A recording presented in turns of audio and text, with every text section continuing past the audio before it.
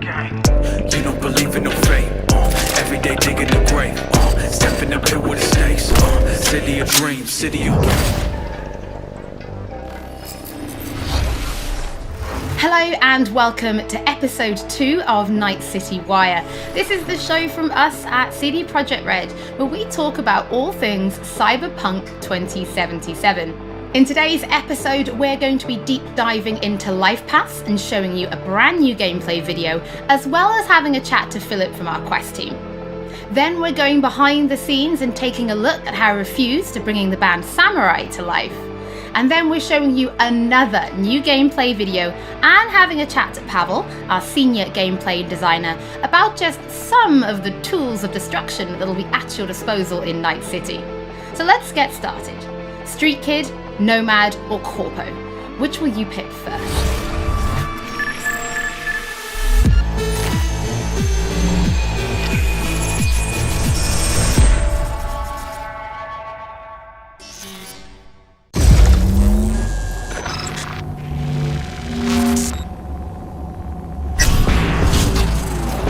Well, who do we have here? Grew up in Haywood. Whole street was my family. Neighbors helped each other out. Thought nothing of it. I'm pleased to see you have not forgotten your roots. Born here, live here, die here. Childhood memories. Hopping buildings, running away from badges. Iron taste of blood from a split lip. Motherfucker! Got everybody fighting for a slice of the street. Get the fuck out of Vista. If you keep getting jumped, you find some stronger choosers. Do you want to spend the rest of your days blasting scabs? Or become a legend overnight? We have arrived. The Major. Ready to get your cherry bobbed? Yeah, come on!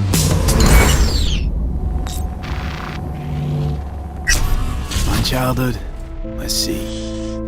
Racing my bobber for the first time through the hills. Oh, and first kiss in the middle of a synth cornfield. We nomads choose who to make our family. And choice forges strong bonds and a higher duty that stands solid as an old oak. My family's in pieces. That's why I'm headed for Night City.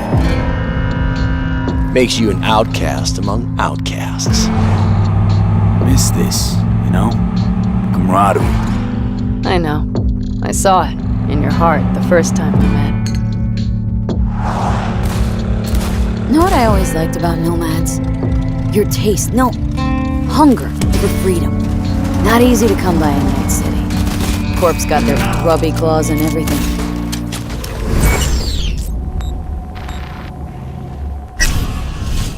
I have those reports you asked for. They were supposed to be ready yesterday. The world's going to tear us apart when the word gets around. The world's never going to find out. If I go down, you're going down with me. No! I'm not fucking joking! This isn't a request, V. But no way you're fucked, right? You're the one who fixes other people's shit. If you're working Arasaka counter intel, you're always fucked. Today, they got you to zero somebody. Tomorrow, they'll get somebody else to zero you. What's the rules, Jack? Want to be top? Gotta have some skin in the game. Yeah, but you're not on top. Saburo Arasaka is. And you're the pendeja who keeps him there. Work for yourself, live for yourself. That's the only way.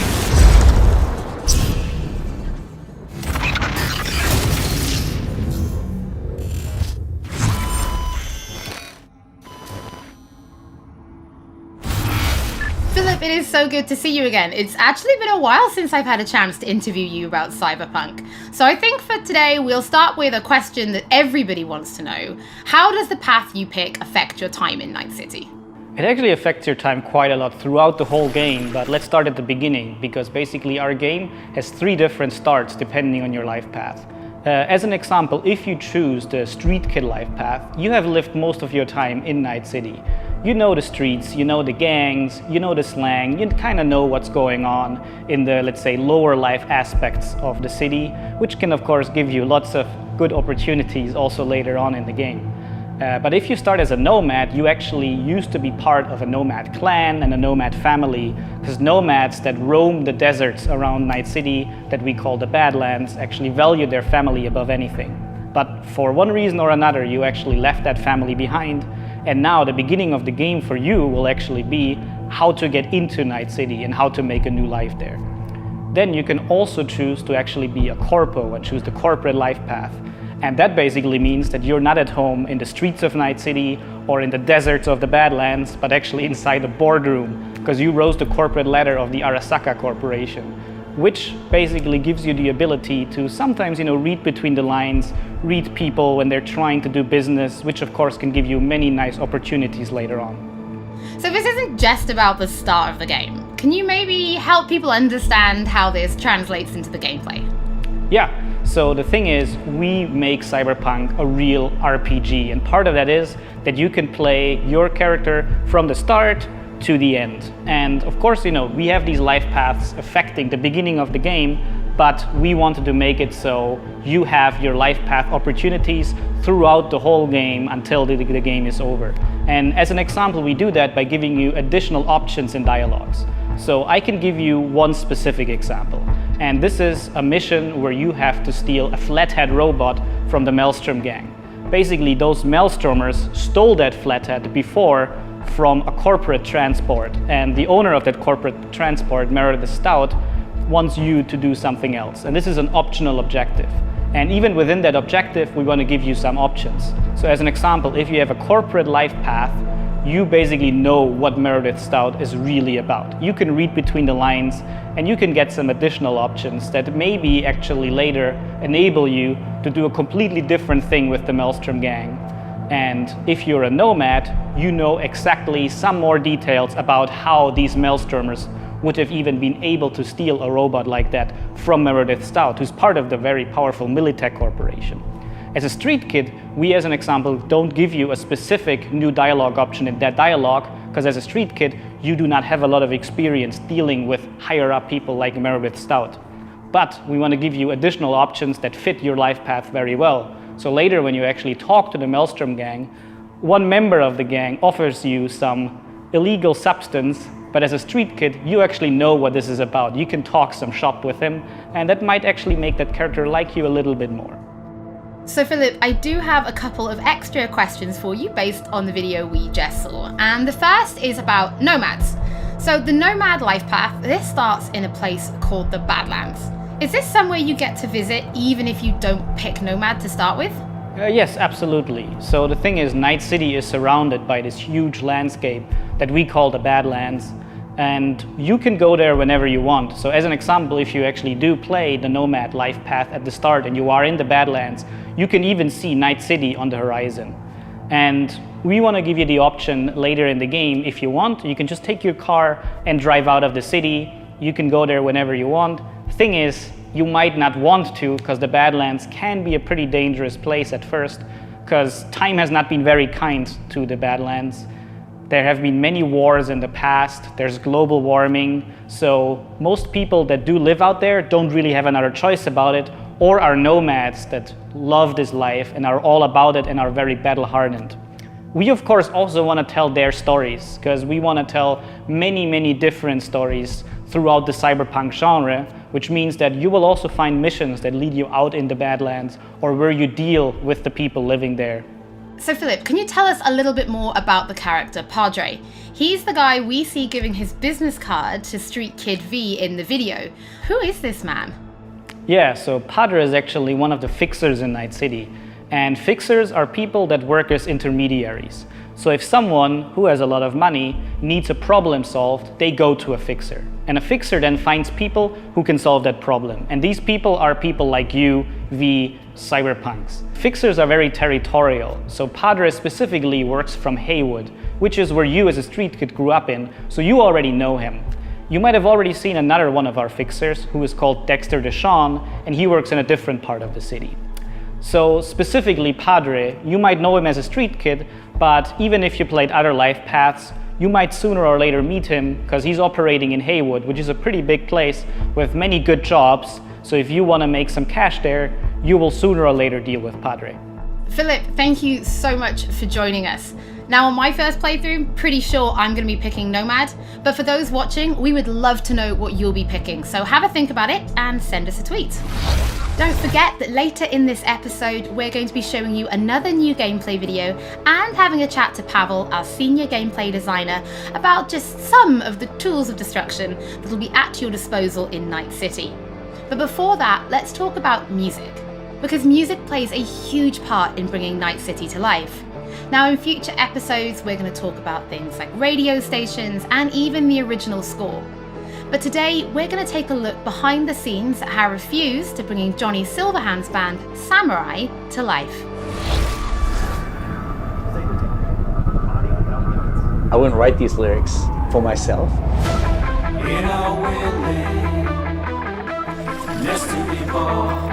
So it's kind of interesting to get into like the mindset of who is this character and what would they write about, or what's their agenda. It's interesting to try to like catch a language that's his and try to catch a language that's like a part of this game.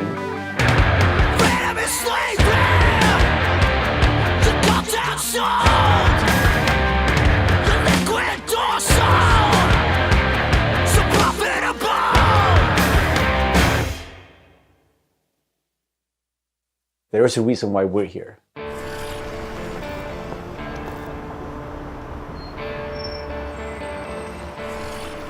It was Piotr maybe who was a fan of the band. He knew Refuse and he knew my voice and he said, oh, that's a perfect voice for Johnny.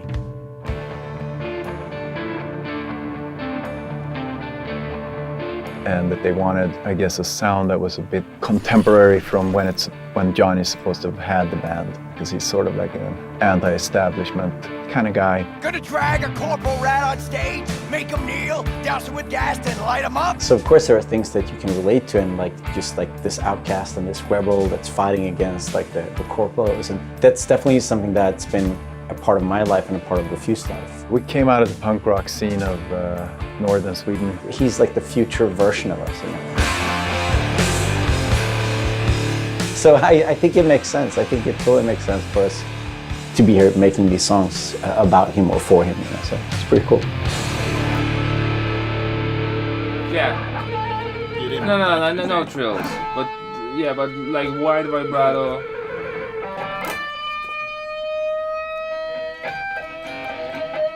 And then, I mean, just sort of build, I mean, yeah, slowly build sort of intensity.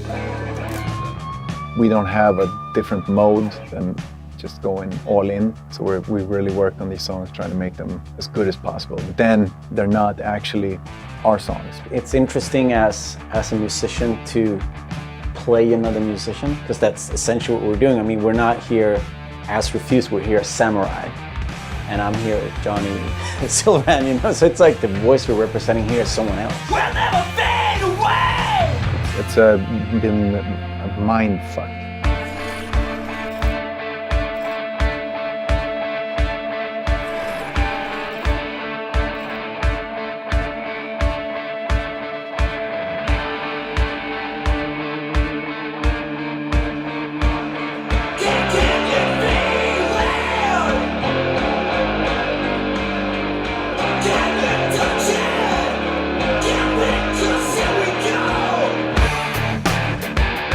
I mean, the shouting in itself is just like second nature to me, because I've been doing this for a very long time.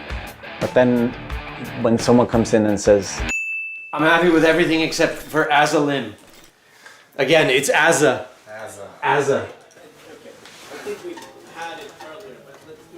Okay. The shouting's great, but think of that accent, or think of that like enunciation. It's a bit weird because it's a very different way of singing when you're screaming like that, and it's hard to sort of Swallowing some syllables there. adjust your accent. Oh yeah, just try it again. So it's been a bit kind of frustrating. It wasn't horrible, but it wasn't great. But I mean, I get it. I mean, we have to maintain the illusion that this character that's a character of the game also is me, like when I'm singing it. So it makes sense. But yeah, it's a bit different to have someone telling you exactly how to enunciate things, because I'm not used to, usually people are just like give me a thumbs up and then like, you think the things like the rhythm and you think about the pitch and you think about all these things, but then someone comes in and like, that word sounded weird. I'm like, what? No, that's how I sing. But so it's been a very, a bit painful at times, but it's all right. See this zone, I'm chipping in. Roll the bones, I'm chipping in. Belt that cone, I'm chipping in. Mayhem clowns.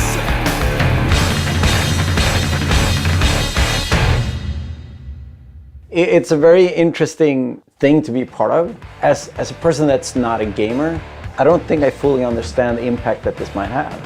If people like these songs and if people are excited, then that's going to be great. I mean, we are spending a lot of times trying to get this right, trying to get it to sound like, like Samurai would sound, So it's quite interesting. It's a very different way of making music, actually.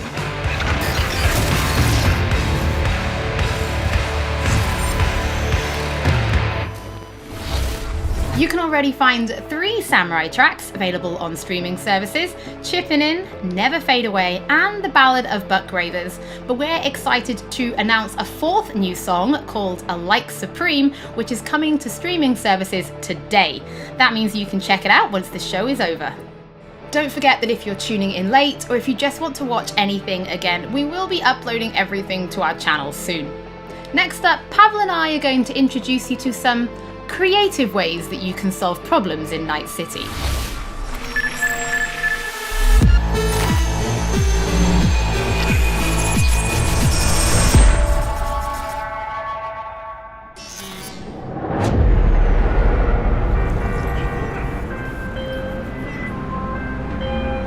AV, I have a job for you. A client of mine is making an arms deal. He needs protection. It could get hot, very hot. The gun dealers are Maelstrom. Alas, nothing ever transpires as planned with them. You better gear up for this.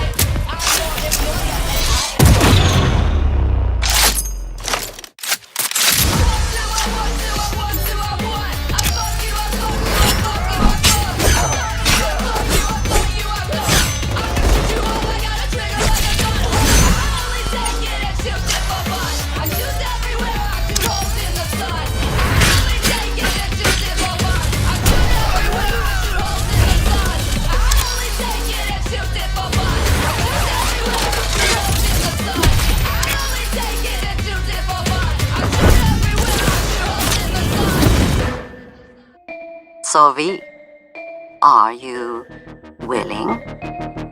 Yeah, I'm in.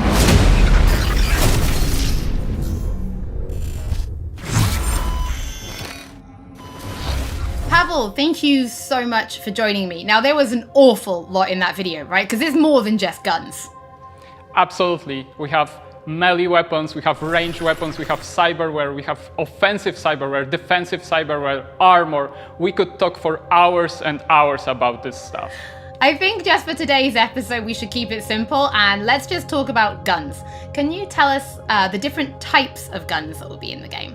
So we have 3 distinct types of guns in our game. We have power weapons, we have tech weapons, and we have smart weapons. Now, power weapons are the most similar to contemporary weapons. One thing they can do, which normal weapons cannot, is ricochet bullets off of surfaces. So you can hit somebody hiding behind cover or hiding behind a wall. Now, tech weapons, on the other hand, use electromagnetic power to propel a fully metal projectile to extreme velocities. What that allows them to do is to punch through cover or punch through walls to hit somebody who's not even aware that you're there. Smart weapons use guided missile technology to actually track targets in real time.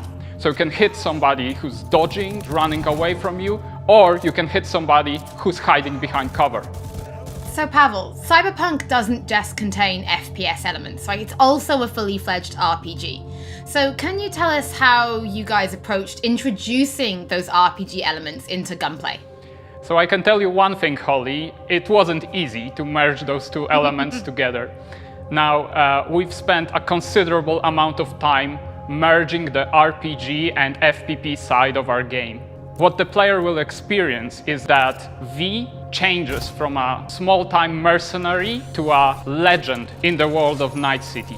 V becomes more and more proficient in using weapons as the game progresses. So they will see that reload times become shorter, the accuracy of your weapons grows, you will have faster aiming time, you will move faster with your weapons. Everything becomes more in your control, and that gives you more opportunities to defeat the biggest encounters that we've designed for you. So I have prepared a few extra questions for you, Pavel, if you're feeling up to it. Of course. Okay, well the first is going to be, how do you find more weapons in Night City? Like, where will players be looking for them? So I expect the players to look everywhere for new and exciting weapons.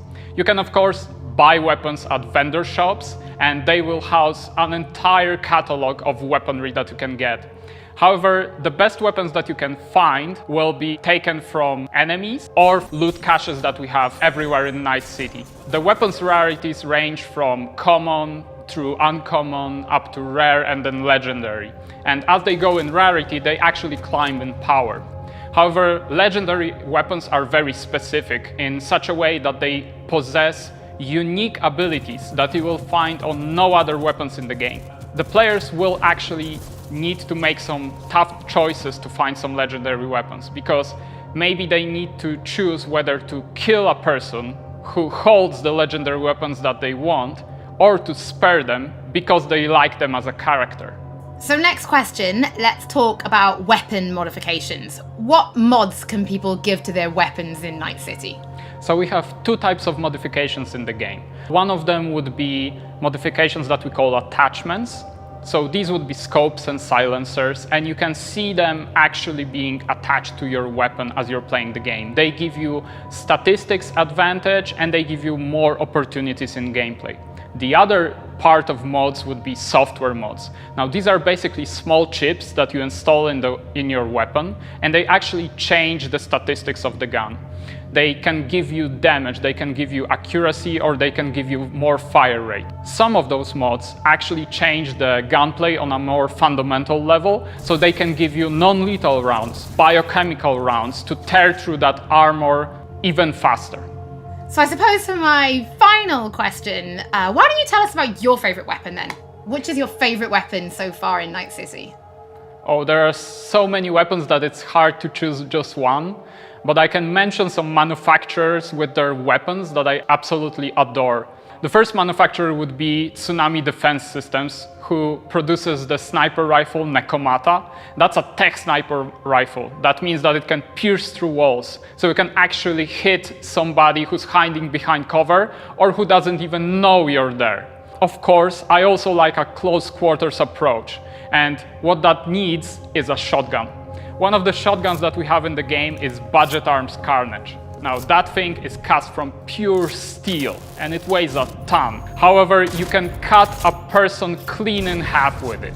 Another shotgun that I absolutely love, it's for a more refined approach, I would say, is a smart shotgun, Kangtao Zhuo. That thing has 8 barrels, and that means it can track 8 targets independently. Now, killing an entire room was never simpler. Pavel, thank you so much for joining me. Thank you for having me. I'm actually pretty interested to see what kind of weapons people discover when they play Cyberpunk for themselves. Before we end episode 2, this is a reminder that those who wish to dive deeper into the lore can now pick up The World of Cyberpunk 2077. This is a brand new book created in collaboration with Dark Horse Books that will give you an extensive look at what makes Night City tick before jumping into the game this November. That is it for today's episode. Thank you so much for joining us. Don't forget that if you've missed anything or if you just want to watch again, we will be uploading everything to our channel shortly. Thank you so much for tuning in, and we'll be back with Night City Wire Episode 3 soon.